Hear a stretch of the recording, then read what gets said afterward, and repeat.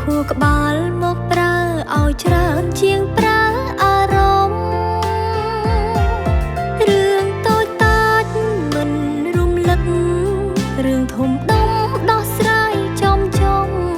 មិនបន្លំនិយាយយកត្រូវរៀងខ្លួន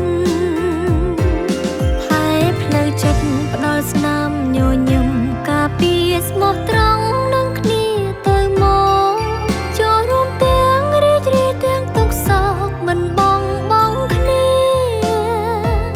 អូនចិត្តប្រច័ណ្ឌគុំលាក់លៀមលើកជួបចូលជែកផ្ដល់ពីភាសាមិនចូលចិត្តរឿងណាត្រូវផ្ដល់សញ្ញាឲ្យគ្នាជីវិតគូត្រូវតែតស៊ូចាស់ទុំបន្តិចមនុស្សពីរនាក់ជាអ្នកសម្រេចលទ្ធផលបែបណាសុភមង្គលក្តៅក្រហា